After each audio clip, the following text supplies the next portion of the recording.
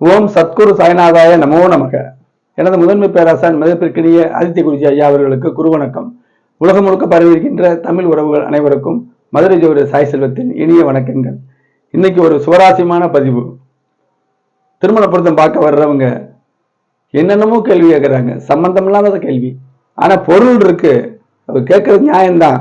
ஏன்னா திருமண பொருத்தம் 10 பொருத்தம் நான் பார்க்கறதே இல்லையே, அதுல எதை சொல்ல முடியும்? ஆணுடைய குணத்தை சொல்ல முடியுமா? பெண்ணுடைய குணத்தை சொல்ல முடியுமா? எப்போ திருமணம் நடக்கும் சொல்ல முடியுமா? திருமண வாழ்க்கை எப்படி இருக்குன்னு சொல்ல முடியுமா? பொருளாதாரத்தில் எப்படி இருப்பாங்க, அது திருமணம் சம்பந்தப்பட்டதானே. கல்யாணம் பண்ணா நல்லா இருக்கணும்ல, அதை சொல்ல முடியுமா? தாம்பத்தியத்தின் அளவை சொல்ல முடியுமா?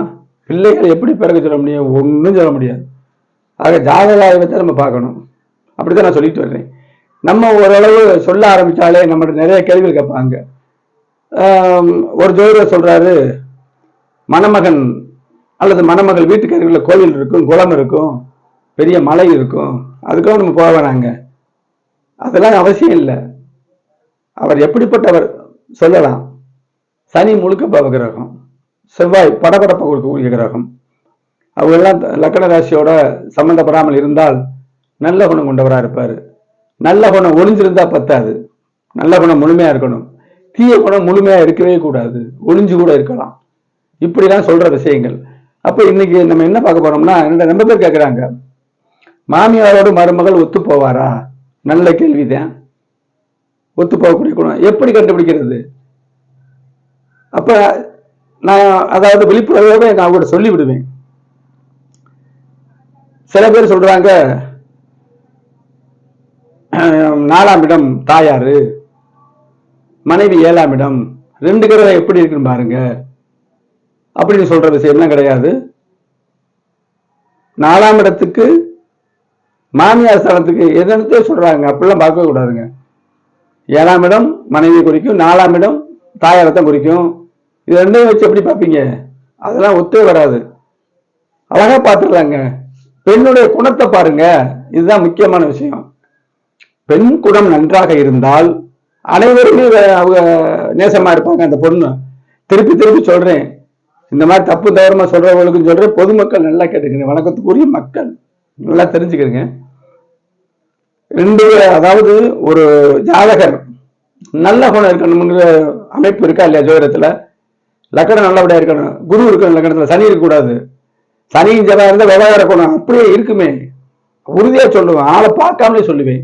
என்ற வந்திருக்கக்கூடிய பெற்றோர் ஜாதகத்துல குடும்ப ஜாதகங்களை பார்ப்பாங்க. குடும்ப ஜாதகம் பார்க்கும்போது அற்புதமா பலனத்தை சொல்லலாங்கிற அறிவிப்பு நான் செஞ்ச பின்னாடி குடும்ப ஜாதகத்தை பார்க்குறாங்க. மூத்த பையன் இப்படி குணம் இருக்கும், இளைய பையன் ஆகாத குணம் இருக்கும், 3வது வேட்டை நீங்க நெருங்கவே முடியாது சொல்றேன். ஆமாங்கிறாங்களே, அவங்களெல்லாம் பார்த்தோமா? கிரகபாவ சுபத்துவ பாவத்து கோட்பாடை மனசில் இருத்தி சொல்லும் பொழுது அருமையாக வரும். சனி முழுக்க முழுக்க பாவ கிரகம், செவ்வாய் நல்லவரும் கெட்ட வரும். 2 பேரும் சேர்ந்தாங்கன்னா சேர்ந்த இடம் எத்தனை டிகிரியில பாக்குறாங்க? ஒருத்தர் மட்டும் பாக்குறாரா? சனி மட்டும் பாப்பாரு 3ஆம் பார்வையா? இப்படி எல்லாம் கணக்கு இருக்கு. அந்த மாதிரி அமைப்பு பார்க்கும்போது குணத்தை சொல்லலாம். அப்ப குணத்தை சொல்லும் பொழுது எல்லாமே அதுல அடக்கம் தானே. ஒரு பெண் படபடப்பு சுயநலம் எதுவுமே இல்லாம வெறும் சுபக்கரங்களுடைய தலைவராகவே ஜாதகத்துல இருக்கு, லக்கணத்தோட ராசியோட தொடர்பு இருக்கு, பௌர்ணமி வேற இருக்கு, என்ன விவகாரம் பண்ண போது அந்த பொண்ணு பிறந்த இடத்துல தாயோட நல்லா இருந்திருக்கும், தந்தையோட நல்லா இருந்திருக்கும், சகோதரர் நல்லா பார்த்திருக்கும். சரியா? சில விஷயங்கள் தாய்மாமன் உறவு இடிக்கும், அது நமக்கு பெரிய விஷயம் இல்லை. இந்த மாதிரி அமைப்புல அந்த பெண் எல்லோரும் நல்லா இருக்கும்போது கட்டிக்கு கணவனோட வாழ்க்கப்பட்டு போகும்போது அந்த மாமியார் தாயார தான் நினைக்கும். இதுலதாங்க பயன் இருக்கு. இப்படிதான் நான் சொல்றேன், உறுதியா சொல்றேன். கல்யாணம் முடிஞ்சு இப்ப தொழில்முறை ஜோடா 15 வருஷம் ஆச்சு. அதுக்கு முன்னே வேலைகளில் இருக்கும்போது சைடா தான் பார்த்துக்கிட்டு வந்தேன். இப்ப முழுமையாக வரும் பொழுது ஏற்கனவே 10 வருஷத்துல முன்னாடி பார்த்திருப்பாங்கல்ல, அவங்கள திரும்ப வரும்போது நானே கேட்பேன். சில விஷயங்கள் சொல்லும் போது நம்ம அதை கேட்கக்கூடாது, தவறா இருக்குமோ, நம்ம கேட்டா பெருசா அவங்க சொல்லிடுவாங்களோ, எண்ணமே இருக்கக்கூடாது. கரெக்டா பாக்குறவர்கிட்ட அந்த எண்ணம் இருக்காது. நான் கேட்பேன், மருமகன் நல்லா தாங்க பாக்குது, தாயின் தான் அம்மான்னு தான் சொல்லுது, அவங்க வீட்டுல அம்மாவை எப்படி கூட்டிருக்கோம் அதே மாதிரி என்னையும் பாக்குது. எப்படி சொன்னேன்? ஜாதகருடைய குலத்தை பார்த்தாலே அவர் அனைவரோடும் சேர்ந்து வைப்பார், சேர்ந்து நல்லபடியாக இருப்பார் அப்படின்னு உறுதியா சொல்லிடலாம்.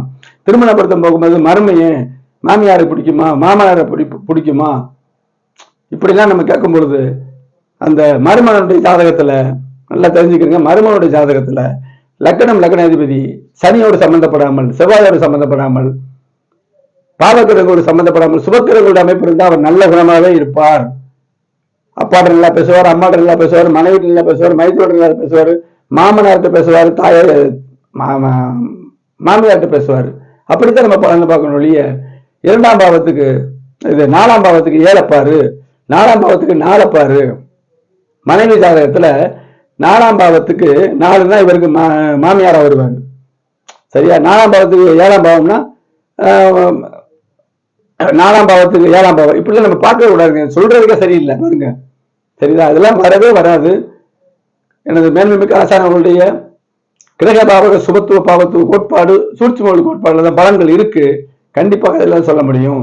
அப்ப மாமியாருடன் மருமகள் ஒத்து போவாராங்கிறதுக்கு ஆள் நல்ல குணம் படைத்தவரான் பார்த்தால் மட்டுமே போதும், உறுதியாக சொல்லிவிடலாம்.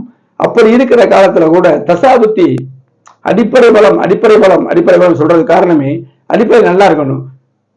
ஒரு அஷ்டமச்சரி காலத்துல தசாபுத்தி குறுக்க வரும் பொழுது அவரே தனிமையில தான் உட்கார்வதை ஒழிய விவகாரம் பண்ண மாட்டாரு.